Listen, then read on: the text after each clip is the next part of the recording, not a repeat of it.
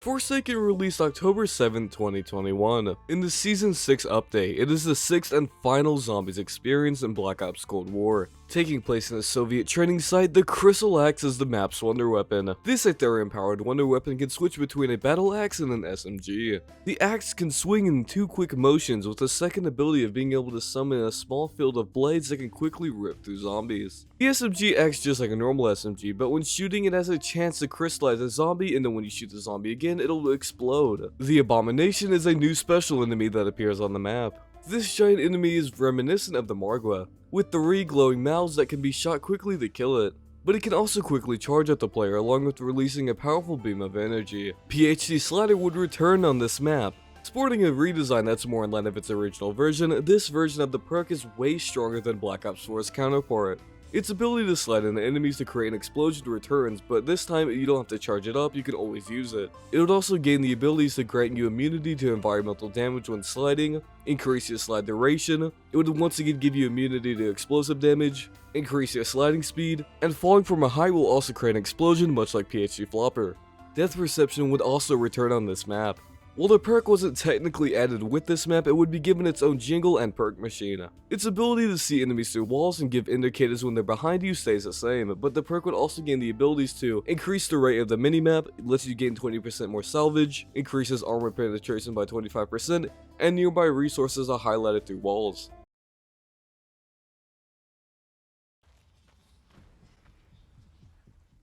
Team has reached the test site, ready to begin infiltration. Spawning in on this map is a little bit weird. It's kind of like a no man's land, I think. I don't know if it's actually called that, but it's the closest thing to, I guess, any other example in any of the zombies game. Unlike Moon's version of it, there are rounds in this, but they will constantly advance regardless of how many zombies get killed. It's kind of a cool remix on it. It's weird that it took them this long to do another thing like this. I usually activate the teleport at about round 6 because I'll have about 10k by then. But since I got a double points, I stayed a little bit longer, so I leave at round 8.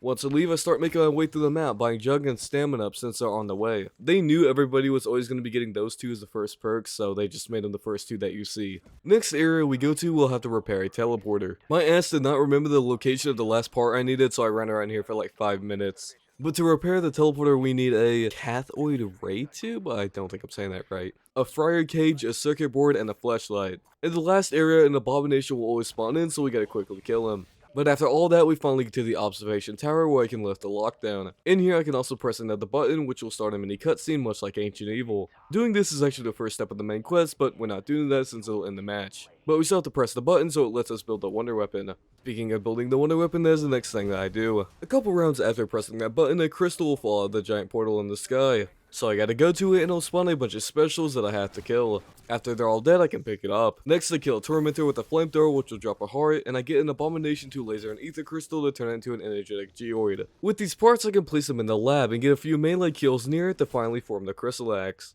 Man, I fucking love this wonder weapon so much. It is crazy how Cold War didn't miss with any of the wonder weapons.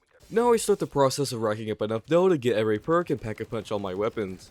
For a while I trained in front of the Burger Town, basically only using the Crystal Axe since its melee actually gives you like the same amount of melee points, so you rack up a lot fast. Which honestly is a little bit surprising because I thought it would be like Raven of the Redwoods where you spawn with melee weapons but it doesn't actually give you the amount you would get for normally meleeing. And I was getting points fast, so maybe this setup wouldn't take as long as I thought it was gonna. This early game strat was so unbelievably fun. I love just running back and forth and mowing down zombies with the Crystal Axe. Treyarch, okay, hear me out. Hear me out, okay. So basically, bring the Crystal Axe back, or just make another weapon like it. Motherfuckers will say, ooh, it's too overpowered, man, it's too easy with it. Brother, just don't use it then, man, I don't give a fuck about shit being overpowered, it's a PvE mode. I should have might just get on this map later and use it when I'm bored, because this, like, early game strat, to about, I don't remember when it stopped one-hitting, but I honestly could film, like, I feel like I could find myself just getting on the map, fucking around with it until it stops one hitting and just getting off. Like, I normally don't do that, but it's just, it's a testament to how amazing this wonder weapon is. Even though I was just sucking the dick at this wonder weapon for the last minute, I did trade it out at round 53. I know, but once the melee falls off, it's just not that worth it anymore. And the SMG doesn't have enough ammo, and it only takes special ammo, so the ammo that drops from zombies from Mule Kick won't actually refill it. In retrospect, I wish I would have kept it for the SMG's explosive bit, because that's actually really good, but it's been a while since I used the ray gun, and I miss it. I love it in this game. So that leads us to the high round strat. It was just like the early game strat I did earlier, but instead of just constantly using the Crystal X, I use AATs. And the weapons are the exact same as it was on basically every map. It's the Wonder Weapon, a Spaz with Shatter Blast, and the Harrow Returned. I quite like this area because just like Malware, it's wide enough to where you can get your train up, but you always have to pay attention because it's still, that bit tight. Also like Malware is that this map spams specials at you. You'll be having Tempest shocking you, and you'll be having a Disciple buffing zombies, and you might even have a Mimic spawn in. And on top of that, you'll be having an Abomination just like ramming into you. It's a little bit fucked up. Thankfully, mimics don't actually spawn normally in a round. You have to summon them by running over a item that'll spawn in. So that is kind of nice, but I'd rather have them spawning in than Manglers, because once again, we have Mangler rounds sometimes, and they are as ever bit annoying as they were on Malware and Firebase. But honestly, I'm fine with how many specials spawn in. It makes it extremely fun. Even though we're in like the 60s at some point, I don't know what I'm going to put on the screen, we gotta go back in time, because at round 45, I remembered that I went down. Got smacked up, and since I was in the middle of swinging the axe, I couldn't use Ether Shroud, but I kept stamina up, and that's all you really need. The Wonder Fizz is in an absolutely terrible spot. By the time you get there, all the zombies will have already spawned in, so you need something to kill them while you're selecting all your perks. So a Casimir or Ether Shroud is really good for that.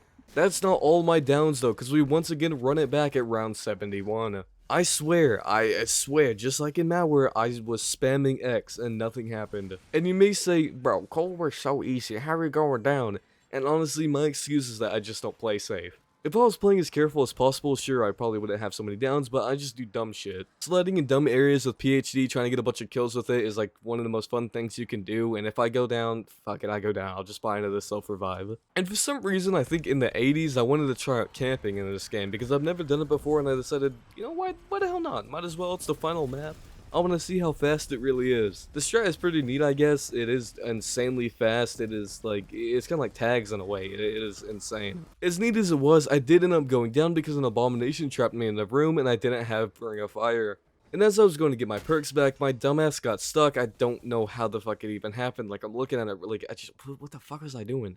And I thought, goddamn, this actually might be it. But surprisingly, and I never thought I'd see the day, but Tombstone came in clutch. Pretty sure that's the last of my dumbassery, so let's get into the final Cold War tier list. I'm pretty mixed on this map. It's not bad by any means, just kind of forgettable. The best part without a doubt is the Crystal Axe. It's one of the coolest wonder weapons of all time. It's insanely powerful and all around a blast to use. The map layout is unfortunately not an all around blast. It's very clear that this map was rushed because it's stitched together with teleporters and it's not very zombies-esque in terms of the way it looks. If something gets reused from campaign or multiplayer, they usually change it enough to the point where you can barely tell what it was taken from and it feels like its own thing. But here, it seems like they just didn't have enough time to make it actually look and feel like a zombies map. The Abomination is a cool remix of the Margwa. It's very tough to kill, and I like them quite a lot. The main quest is one of those do 3 things in a boss fight ready. I can't really remember it too well, but I do remember liking the boss fight a lot. So, I'm gonna put it in great. I think if the map had more time in the oven, it could have gone in love. But the only part I'm really iffy on is the map layout, because it's just kind of, eh. Otherwise, it is a great map. And instead of waiting on Outbreak around 100, if that ever happens, I'll just throw it on the list right now. As much as I hate to say it, we have our third bad map. It's just not fun. It's just not at all. I don't have any fun from all the attempts I did. I just didn't have fun playing it at all. There's never really a moment I was playing where I thought, oh damn, that was pretty cool. It was just boring. Maybe it's better in co-op, because honestly, it feels like it is not made for solo players at all. There's so many things that just scream play with other people, so for now, it's just gonna go in bad, and I'll go more on that in a future video if I ever get to it.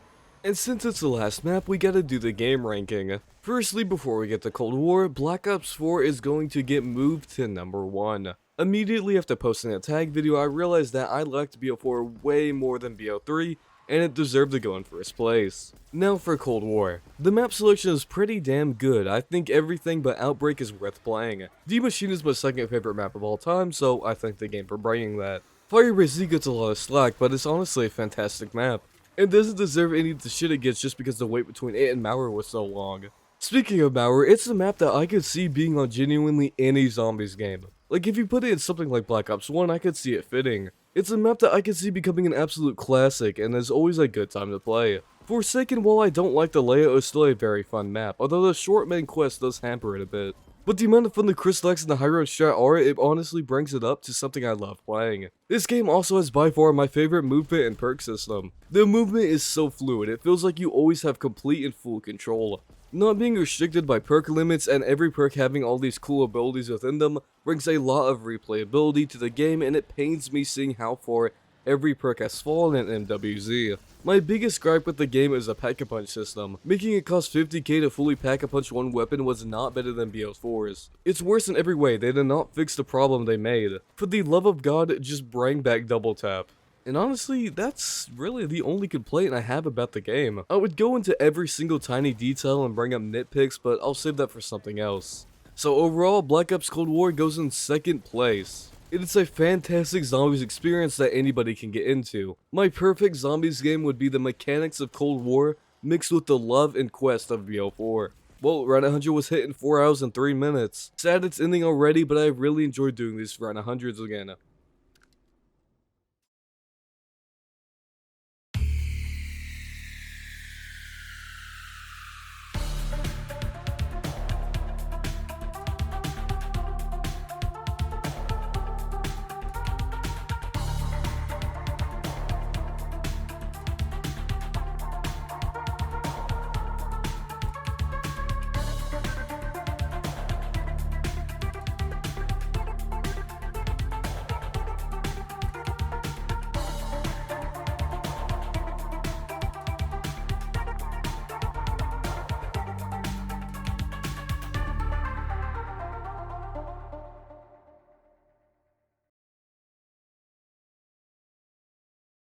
And that's Black Ops Cold War. From seeing Noctigan to defeating an entire Elder God, Cold War was a mostly positive received game. Before I dived further into BO4, I would have said that this is my all-time favorite zombies experience. My love for it hasn't gone down in any way, but BO4 taking its spot, it's actually been enhanced by returning to the game. Well, I guess now it's time to befriend some Elder Gods, do some objectives, and head to World War II.